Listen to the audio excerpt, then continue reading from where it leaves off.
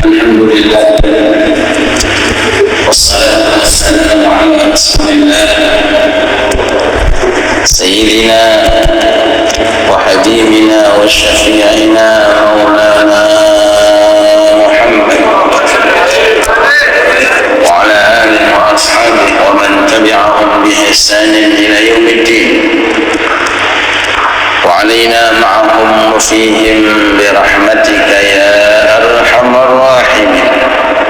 أما بعد، سبحانك لا علم لنا إلا ما علمتنا إنك أنت العليم الحكيم وتب علينا إنك أنت التواب الرحيم.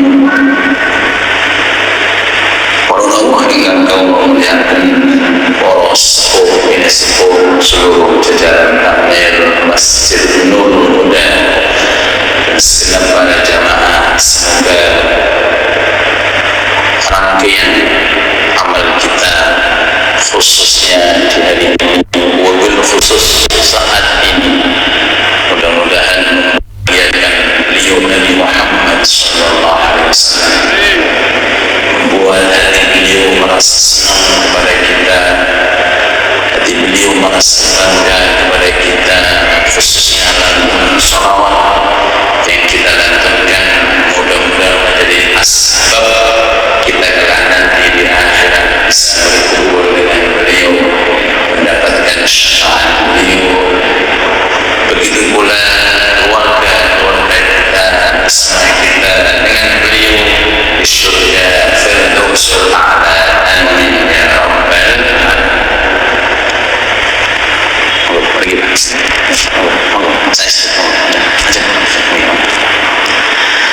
Hadirin hadirat yang dirahmati Allah Subhanahu wa taala, setiap amal yang dilakukan oleh manusia itu pasti mendatangkan ada kalanya pahala atau sebaliknya ada kalanya dosa.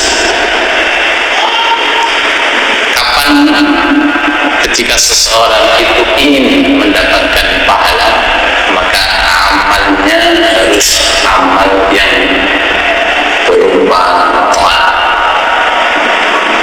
Begitu pula sebaliknya, ketika seseorang itu melakukan suatu amal di dunia, ternyata amal yang dilakukan adalah amal maksiat, maka orang itu akan mendapatkan suatu dosa. Ayat yang sering-sering kita dengarkan dari imam-imam masjid, dari imam musalla, faman ya'mal mithqala dzarratin khairan yarah. Terus wa man ya'mal mithqala dzarratin syarran yarah. Sekecil amal taat kalau kita lakukan, maka pahala dan ganjaran pasti akan kita saksikan. Begitu pula sekecil apapun dosa atau kemaksiatan yang dilakukan oleh manusia, orang itu di akhirat pasti akan mendapatkan balasannya jika tidak segera ditaubati di dunia. Allahumma shalli ala Muhammad. Kemudian ada pahala yang berhenti di saat orang itu sudah meninggal dunia. Ada juga pahala yang terus mengalir walaupun orangnya sudah meninggal dunia.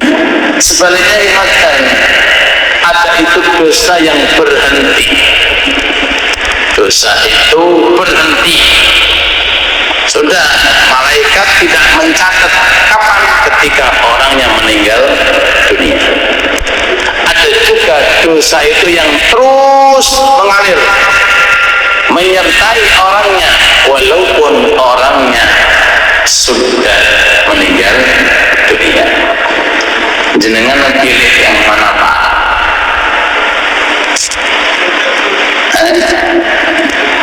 Yang jelas dosa nggak pilih Pak. Pilih yang pahala berhenti saat jenengan meninggal dunia atau sudah meninggal dunia, pilih yang mana? Oh, ya, mudah-mudahan amin. Kalau menjagani umur kita sepanjang apapun pasti sudah divonis oleh Allah. Kullu nafsin dha'iqatul maut. Berarti kalau sudah meninggal dunia, maka satu di antara dua. Apakah malaikat berhenti menulis pahala, ataukah malaikat terus mencatat pahala? Sekali lagi, ingin yang mana? Ingin yang terus. Ingin yang terus. Walaupun sudah di alam barzah, tapi tetap pahala jamaahnya ditulis, pahala Qur'annya ditulis, pahala hadir majelis taklim ditulis. Subhanallah, maha kaya Allah, maha murah Allah, memberikan terus pahala walaupun orangnya sudah tidak bisa amal, orangnya sudah berada di alam barzah, tapi malaikat raqib setiap kali ada sholat jamaah kehitung pahalanya, setiap ada hadir majelis taklim kehitung pahalanya. Kok bisa? Ya, karena statusnya pahala ini pahala jariyah. Apa arti jariyah? Pahalanya mengalir. Contoh, jenengan ngetas mushaf saat ini, itu siapa yang menjadi pelopor pertama terbukukan mushaf? Ini harus tahu.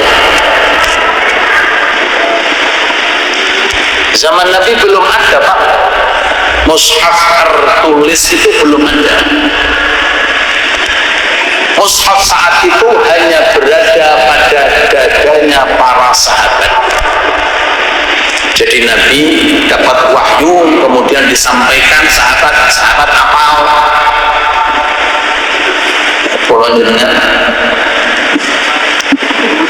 Kadang-kadang ditulis saja apal. Setiap kali ada wahyu, Iqra bismi rabbikal ladzi khalaq, ayat Fatihah, setiap ada surat, ini kelebihan sahabat. Sekali mendengar apal sudah, sehingga saat itu mushaf belum dibukukan, tapi sudah ada pada dada para sahabat. Kapan dibukukan itu mushaf menjadi kitab 30 juz di zaman Khalifah Abi Bakar Siddiq radhiyallahu anhu. Jadi sahabat Abu Bakar walaupun umurnya 63 tahun, yang mriki ada yang di atas 63 tahun, wonten gak ketung ya, gak ketung. Kata si wonten sing 70-an to ya. Umur 63 tahun seakan-akan umur sampai akhirat. Allahu Akbar. Oh, sakit. Setiap kali Quran dibaca, sahabat Abu Bakar dapat bagian. Ingin apa betul? Ingin apa betul? Nah, tapi Quran pun dibukukan.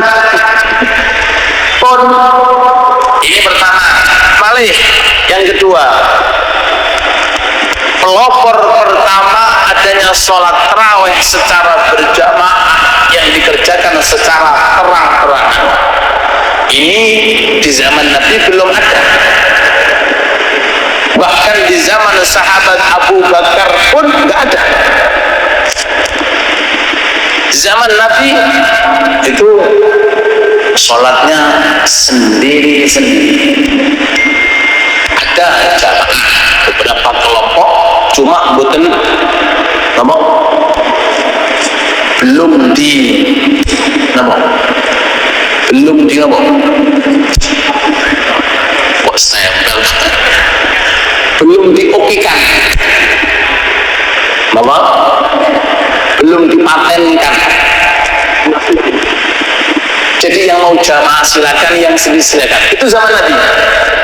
Zaman Nabi jamaah. Cuma setelah itu selesai. Jadi belum viral gitu. Nabi meninggal dunia, dilanjutkan sahabat Abu Bakar. Abu Bakar meninggal dunia mulai zaman sahabat Umar bin Khattab. Terus kalau ada pertanyaan siapa pelopor adanya sholat jamaah tarawih yang begitu tersebar, jawabannya bukan Nabi, bukan Abu Bakar, tapi sahabat Umar bin Khattab. Suatu ketika sahabat Umar niku Pak ningali teng masjid didelok ana wong salat dhewean. Iki salat dhewean. Kadang-kadang ada orang belakangnya ada 2 orang, ada 3 orang. Gini. Tak gabungi jadi satu. Akhirnya yang laki-laki dijadikan satu jamaah, yang perempuan dijadikan satu jamaah. Yang laki-laki diimami sahabat Ubay bin Ka'ab, yang perempuan diimami sahabat Tamim Ad-Dari. Hei Ubay bin Ka'ab, kamu menjadi imamnya jamaah laki-laki. Ini zaman dulu. Hei sahabat Tamim, kamu menjadi imamnya jamaah perempuan. Mulai detik itu adanya sholat berjamaah secara apa? Secara terbuka. Jadi setiap kali Ramadan datang, jamaah tarawih di mana-mana. Sahabat Umar yang hanya umurnya 63 tahun, mulai saat itu sampai sekarang pahala terus mengalir sampai hari kiamat. Allahumma shalli ala Muhammad. Allahumma shalli ala Muhammad. Ini umur barokah. Pulau kali panjenengan, ayo, ya napa sekarang? Ya napa? Kok meneng kabeh? Ya napa? Nek gede keinginan, ayo monggo. Berusaha sekuat tenaga. Mumpung masih ada umur, pados amal jariyah. Malih pelopor pertama adanya kurban sinten Pak? Sinten? Pelopor pertama adanya kurban sinten? Nabi Ibrahim, Nabi Ismail. Di saat Allah Subhanahu wa taala ingin menguji rasa cintanya Nabi Ibrahim kepada Allah, kan 80 tahun kurang lebih menikah, nggak ngadain nama putra. Jadi saat itu hatinya sepenuhnya untuk Allah, nggak ada kesibukan kecuali hanya untuk Allah. Mau betul ngadain anak. Akhirnya Allah Ta'ala mengirimkan ujian berupa putra namanya Nabi Ismail. Seneng-senengnya nggadai putra, seneng-senengnya nggadai buah hati. Wis mulai lucu datang perintah belen. Calon jenengan nggih napa? Nggih. Nggih. Napa mboten? Ini sistem Allah Ta'ala kalau ingin meningkatkan kualitas orang mukmin. Makanya jenengan ingin meningkat itu tidak ujian. Kalau nggak mau diuji, ngendak. Terus ngendak Pak. Apa ngendak nih bahasa Jawa nih? Ya sing ngono wae wis TK terus SD gak naik. Kenapa? Ujiane mboten lulus. Atau ketika pas datang ujian melayu lari. Akhirnya mulai sampai muda punya istri terus mbah kelas pinten TK. Nah, kelas TK setiap ujian gagal atau mungkin pas ujian lari gitu naik. Kalau kali panjenengan ngoten ketika jenengan itu badhe naik tingkatan biasanya ada ujian, tapi mudah-mudahan ujian ini buatan berat-berat besi. Amin. Rabbana wa la tuhammilna ma la taqata lana bih wa'fu 'anna waghfir lana. Amin ya rabbal. Akhirnya lanjut cerita 3 kali berturut-turut mimpi, berarti ini hak harus menjalankan perintah Allah. Akhirnya Nabi Ismail badhe disembelih. Badhe apa disembelih? Ketika gaman diletakkan di leher Nabi Ismail, Allah Ta'ala menghilangkan sifat tajam. Sifat apa? Benar rawo-rawo pengiran niku ngedolimi kekasih niku boten ngarah. Jenengan diuji model nopo mawon nek jenengan niku boten ngarah disia-siake kalian Allah. Loh, ketika niki gaman pedang diletakkan di leher Nabi dibolak balik leher boten membelah tergores saja boten. Tapi jangan ditiru nggih. Ditiru nggih amblas Pak. Soalnya wong makome digesak-gesek Pak. Allah Ta'ala mengganti domba. Milik siapa ini asalnya? Milik Habil yang dibunuh oleh Qabil, dua-duanya anak Nabi Adam, dirawat oleh malaikat Jibril di dalam surga. Ketika pas momen adanya kurban diturunkan untuk menghargai Nabi Ibrahim sebagai pelopor adanya kurban. Mulai riyen sampai sak mangke sebentar lagi bulan Dzulhijjah, setiap ada domba disembelih, setiap ada sapi disembelih, itu termasuk jariyahnya Nabi Ibrahim. Allahumma shalli ala Lalu setelah cerita ini insya Allah akan menggugah selera kita. Yuk kita berusaha sekuat tenaga mencari jariyah pahala. Bagaimana caranya?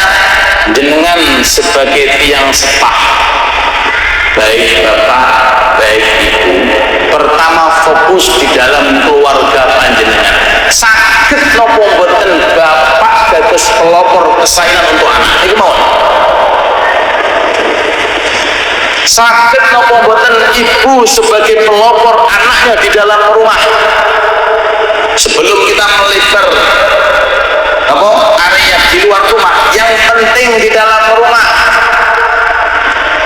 Ketika bapak saat itu membaca Al-Quran, dilihat oleh anak, akhirnya anak niru membaca Quran, itu termasuk jariyah panjenengan. Ketika bapak atau ibu malam tahajud, lalu kemudian membangunkan anaknya supaya ikut, ketahuilah pelopor tahajud di dalam rumah panjenengan adalah bapak atau ibu. Nek dados pelopor kesaenan. Sebab jariyah itu ada dua, jariyah dosa, ada jariyah pahala. Tiangnya wis pecah tapi dosane isih nyambung, niku jenenge jariyah dosa. Contoh, ini contoh.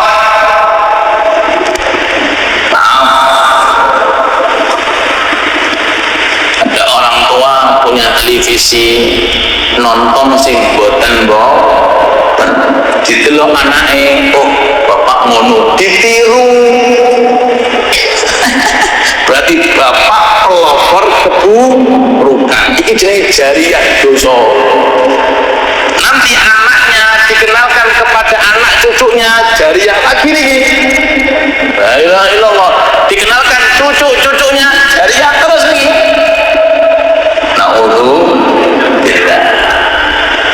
Maka oleh sebab itu, ayo kita berusaha sekuat tenaga untuk menjadi orang yang terbaik di dalam rumah tangga kita untuk sementara ini, apalagi kalau bisa jenengan bisa melebar. Oleh sebab itu kula tutup, Nabi Agung Muhammad sallallahu alaihi wasallam bersabda, kullukum ra'in ra'in wa kullukum mas'ulun an ra'iyatihi.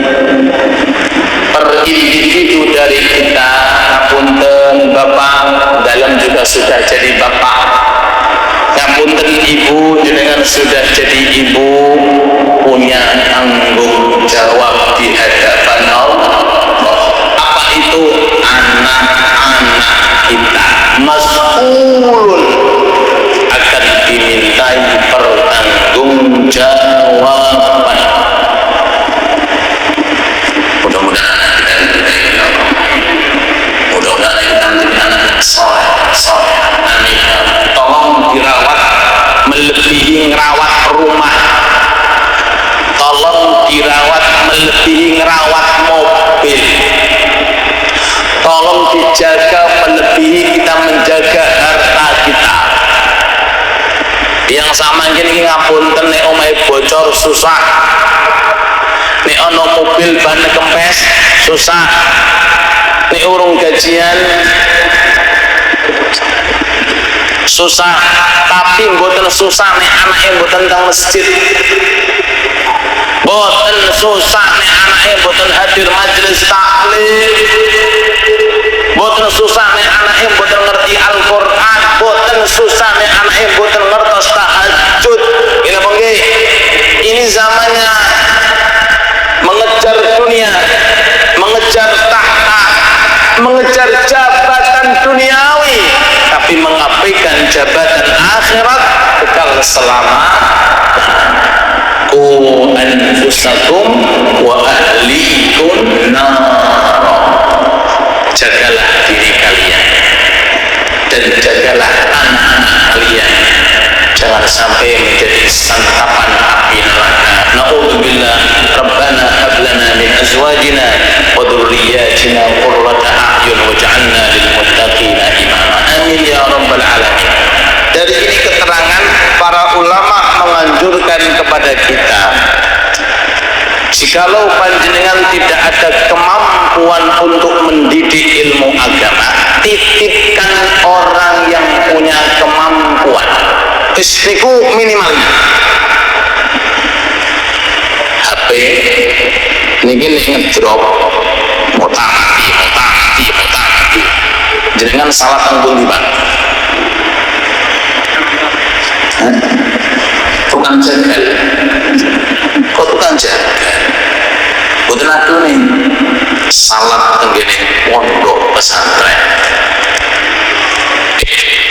salat tenggene apa? Konter pondok pesantren, konter. Mobil mogok salah temputi dokter, jadi guyu dokter salah alamat bengkel. Wonten anak kula kalih panjenengan ternyata agamanya minim, jangan dibiarkan, tanggung jawab di akhirat ini. Cegah, berupaya sekuat tenaga, walaupun kesulitan, ayo usaha, berusaha sekuat tenaga untuk ditaruh di tempat yang layak. Inggih menika majelis taklim, apalagi nek saged di pondok api otomatis subhanallah ada barokah. Anak ning pondok tahajud bapake melungker ora apa-apa, gak apa-apa, dapat pahala dari anak. Mosok melungker tak bapake. Anake maca Quran, bapake mboten saged, mboten usah khawatir, tenang. Jenengan sudah nggadahi jariah. Ini kalau anaknya berada di area taat, sebaliknya bapaknya tahajud, anaknya mabuk. Ngapunten, bapaknya ahli jamaah, ahli majelis taklim, anaknya narkoba. Telepon itu konsep ini Pak, bukan nyambung, tapi tetap nyambung kalau seandainya orang tuanya nggak tahu ilmu agama tapi anaknya tahu ilmu agama. Ini nyambung, sebab anak itu adalah hasil daripada orang tua. Makanya dalam hadis shadaqatin jariyah au ilmin yuntaf